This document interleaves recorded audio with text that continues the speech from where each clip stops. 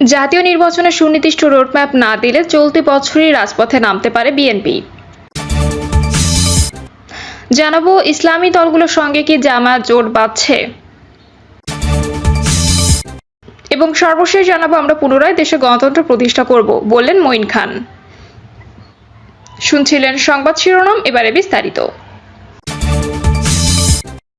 জাতীয় নির্বাচনে সুনির্দিষ্ট রোডম্যাপ না দিলে চলতি বছরই রাজপথে নামতে পারে বিএনপি। আগামী জাতীয় সংসদ নির্বাচন নিয়ে আছে ষড়যন্ত্রের শঙ্কা। নির্বাচনের সময়সীমা নিয়ে অন্তর্বর্তী সরকারের লোকজন নানা কথা বলছে। এই পরিস্থিতিতে বিএনপির পক্ষ থেকে চলতি বছরই নির্বাচন আয়োজনের জন্য সরকারের প্রতি আহ্বান জানানো হয়েছে। সরকার নির্বাচনের বিষয়ে সুনির্দিষ্ট রোডম্যাপ না দিলে চলতি বছরই নির্বাচনের দাবিতে রাজপথে নামতে পারে বিএনপি। দলের ভারপ্রাপ্ত চেয়ারম্যান তারেক রহমানের নেতৃত্বে নির্বাচন আদায় করা হবে। গত রোববার বিএনপির প্রতিষ্ঠাতা প্রয়াত রাষ্ট্রপতি জিয়াউর রহমানের জন্মবার্ষিকী উপলক্ষে দলের আয়োজনে এক আলোচনা সভায় আগামী 5ই আগস্ট সংসদ নির্বাচনের দাবি জানিয়েছে স্থায়ী কমিটির সদস্য সালাউদ্দিন আহমেদ। নাম প্রকাশে অনিচ্ছুক বিএনপির স্থায়ী কমিটির এক সদস্য বলেন, গত 14 থেকে 15 বছর ফ্যাসিস্ট আওয়ামী লীগ সরকারের বিরুদ্ধে যেসব রাজনৈতিক দল আন্দোলন সংগ্রাম করেছে, তারা চায় চলতি বছরের অন্তর্বর্তী সরকার নির্বাচন দিক, কারণ দীর্ঘদিন দেশের মানুষ তাদের ভোটাধিকার থেকে বঞ্চিত। কিন্তু সরকার নির্বাচনের দিকে না গিয়ে জুলাই গণ অভ্যুত্থানের ঘোষণাপত্র তৈরি সহ বিভিন্ন ইস্যুতে ব্যস্ত। তারা সংস্কার ও নির্বাচনের মতো গুরুত্বপূর্ণ বিষয় থেকে সরে যাচ্ছে। সরকারের উচিত দ্রুত নির্বাচনের তারিখ ঘোষণা করা। জলবায়ু চুক্তি ও বিশ্ব স্বাস্থ্য সংস্থা থেকে বেরিয়ে যেতে ট্রাম্পের সই। জলবায়ু চুক্তি ও বিশ্ব স্বাস্থ্য সংস্থা থেকে বেরিয়ে যেতে ট্রাম্পের সই। তিনি বলেন, তারেক রহমানের বিরুদ্ধে আওয়ামী লীগ সরকার আমলে যেসব মামলা হয়েছে সেসব থেকে তাকে মুক্ত করতে দলের আইনজীবীরা আদালতের মাধ্যমে চেষ্টা করছেন। মামলাগুলো নিষ্পত্তি হলে তারেক রহমান দেশে ফিরবেন এবং নির্বাচনী কার্যক্রম শুরু করবেন। আশা করছি শুধু বিএনপি নয়, আওয়ামী লীগ সরকারের আমলে যারা আমাদের সঙ্গে আন্দোলন করেছেন তারাও ইতিমধ্যে যে নির্বাচনী কার্যক্রম শুরু করেছে তা জোরদার হবে। দেশ নির্বাচনমুখী হবে। বিএনপি যুগ্ম মহাসচিব খায়রুল কবির খোকন বলেন, জনগণ তাদের ভোটাধিকার প্রয়োগের জন্য অধীর আগ্রহে অপেক্ষা করছে। বিএনপি জনগণের পক্ষ হয়ে দ্রুত নির্বাচনের দাবি করছে। আশা করছি সরকার জনগণের মনোভাব বুঝে নির্বাচনের তারিখ ঘোষণা করবে। তারিখ ঘোষিত হলেই ভারপ্রাপ্ত চেয়ারম্যান তারেক রহমান দেশে ফিরবেন। আর দেরি করলে এবং তারেক রহমান দেশে ফিরলে জনগণের নির্বাচনের দাবি আদায় করে নেবে। গত রবিবার বিএনপি প্রতিষ্ঠাতা প্রয়াত রাষ্ট্রপতি জিয়াউর রহমানের ৭৯তম জন্মবার্ষিকী ছিল। এ উপলক্ষে রাজধানী ঢাকা সহ সারা দেশে বিএনপি নেতাকর্মীরা বিভিন্ন কর্মসূচি পালন করছেন। এসব কর্মসূচিতে কেন্দ্রীয় ও জেলা নেতাদের অনেকে চলতি বছরে জাতীয় নির্বাচন চেয়েছে। জিয়াউর রহমানের জন্মবার্ষিকী উপলক্ষে রাজধানীর শেরে বাংলা নগরে তার সমাধিতে শ্রদ্ধা নিবেদন শেষে বিএনপি মহাসচিব মির্জা ফখরুল ইসলাম আলমগীর বলেছেন, 6 মাসের মধ্যে সব সমস্যার সমাধান করে ফেলা অসম্ভব। এর জন্য নির্বাচনের ঘোষণাটা তাড়াতাড়ি দরকার। গত 16 বছর দেশে সংসদীয় গণতন্ত্রের চেষ্টা করা হয়নি, চেষ্টাটা চালু করতে হবে। তিনি বলেন, বিএনপি জুলাই আগস্টের মধ্যে নির্বাচন দাবি করেছে, কিন্তু বিভিন্ন মহল থেকে বলা হচ্ছে এ দাবি অবাস্তব। এত দ্রুত নির্বাচন, বিচার ও সংস্কার সম্ভব নয়। আমরা বলে এসেছি, সংস্কার ও নির্বাচনের মধ্যেই কোনো বিরোধ নেই। যে নির্বাচন হবে এবং যে দল সরকারে আসবে তারা সংস্কারগুলোকে এগিয়ে নিয়ে যাবে। আমরা পরিষ্কারভাবে বলতে পারি, আমরা প্রতিটি সরকারকে এগিয়ে নিয়ে যাব। গত রোববার বিকেলে বিএনপির উদ্যোগে আয়োজিত আলোচনা সভায় দলের স্থায়ী কমিটির সদস্য সালাউদ্দিন আহমেদ জুলাই আগস্ট গণ অভ্যুত্থানকে স্মরণীয় করে রাখতে চলতি বছর 5ই আগস্ট জাতীয় সংসদ নির্বাচন অনুষ্ঠানের দাবি জানিয়েছেন।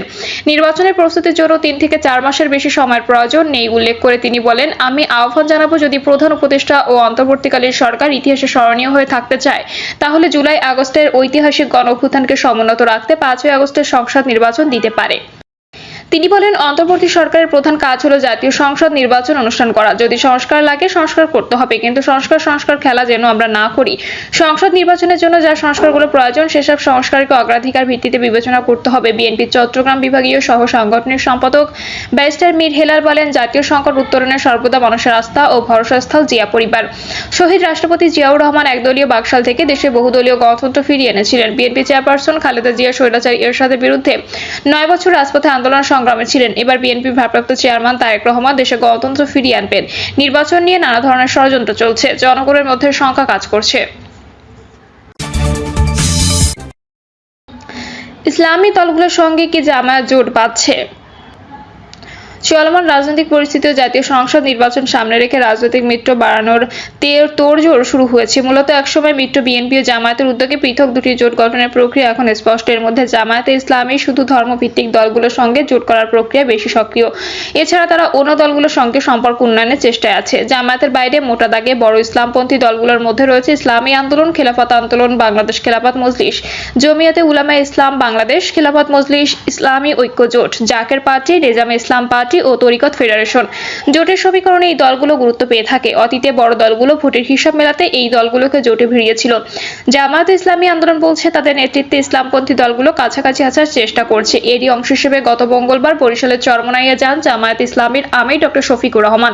তিনি চরমোনাইয়ের পীর ও ইসলামী আন্দোলনের আমির সৈয়দ মোহাম্মদ রেজাউল করিমের সঙ্গে বৈঠক করেন।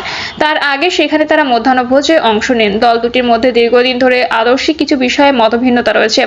এর মধ্যে জামায়াতের শীর্ষ পর্যায়ের কোনো নেতা প্রথমবারের মতো চরমোনাই পীরের বাড়িতে আতিথেয়তা নিলেন। এটিকে দল দুটির আগামী নির্বাচন ও ভবিষ্যৎ রাজনীতির ক্ষেত্রে তাৎপর্যপূর্ণ বলে মনে করা হচ্ছে। ধর্মভিত্তিক দলগুলোর সঙ্গে সমঝোতা না জোট হবে বিষয়টি এখনো নিশ্চিত হয়নি।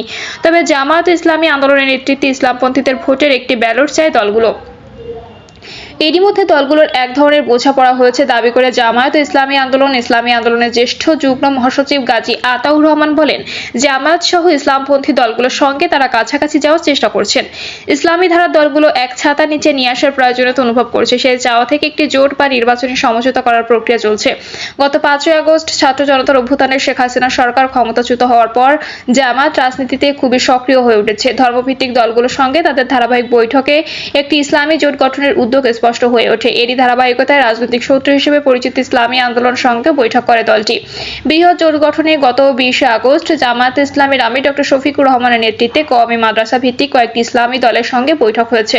দলটির শীর্ষস্থানীয় নেতাদের কয়েকজনের সঙ্গে কথা বলে জানা গেছে, মূলধারার 7টি ইসলামী দলের নেতাদের সঙ্গে দীর্ঘ আলোচনা হয়েছে। এর পাশাপাশি কয়েকটি অনিবন্ধিত ইসলামী দল এবং গত 15 বছর শেখ হাসিনার শাসনামলে নির্যাতনের শিকার আলেম ওলামাদের সঙ্গে যৌথ মত বিনিময় করেছেন জামায়াতের আমির ডক্টর শফিকুর রহমান। জামায়াত ইসলামীর নায়েবে আমির মুজিবুর রহমান বলেন, এতদিন আদর্শ ভিত্তিক জোট করতে পারেনি তারা, এটা তাদের ভুল হয়েছে। এখন তারা ইসলাম কায়েমের লক্ষ্যে ধর্মভিত্তিক দলগুলোর একটি জোট গঠনের প্রক্রিয়ার অনেক দূরে এগিয়েছেন। এটি নির্বাচনে জোট না হয়ে নির্বাচন কেন্দ্রিক সমঝোতা হতে পারে। যাই হোক, ধর্মভিত্তিক দলগুলোর একটি ব্যালট চায় মানুষ। আমরা পুনরায় দেশে গণতন্ত্র প্রতিষ্ঠা করব, বললেন মঈন খান। বিএনপির স্থায়ী কমিটির সদস্য আব্দুল মঈন খান বলেছেন, আমরা পুনরায় বাংলাদেশে গণতন্ত্র প্রতিষ্ঠা করব, যেই গণতন্ত্রের জন্য বাংলাদেশ 1971 সালে স্বাধীন হয়েছিল।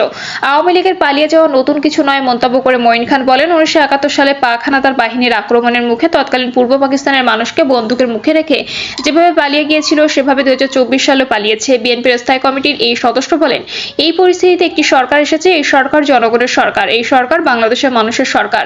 আমরা বিশ্বাস করি তাদের উপর যে গুরু দায়িত্ব অর্পিত হয়েছে সেটি হচ্ছে দেশের মানুষের ফিরিয়ে নিতে হবে। এটাই হচ্ছে অন্তর্বর্তী সরকারের উপরে দেশের 18 কোটি মানুষের ম্যান্ডেট। আমরা বিএনপি সর্বতোভাবে সহযোগিতা করে যাচ্ছি তারা যেন তাদের এই গুরু দায়িত্ব সঠিকভাবে পালন করতে পারে। বিএনপির এই নেতা বলেন, আওয়ামী লীগ সরকার গত 15 বছর বাংলাদেশের মানুষের সঙ্গে বেইমানি করেছে। তারা স্বাধীনতার পক্ষের শক্তি বলে দাবি করে, কিন্তু তারা কখনোই স্বাধীনতার পক্ষের শক্তি ছিল না। তারা 1971 সালে কাপুরুষের মতো পালিয়েছিল। পরবর্তীতে সংসদের ভেতরে গণতন্ত্রকে হত্যা করে একদলীয় বাকশাল গঠন করেছিল। আর গত 15 বছরে এই দেশে অলিখিত বাকশাল কায়েম করেছিল। প্রিয় দর্শক, এই ছিল এখনকার সর্বশেষ সংবাদ। আপডেট সব সংবাদ পেতে চ্যানেলটি সাবস্ক্রাইব করে বেল আইকনটি ক্লিক করে রাখুন।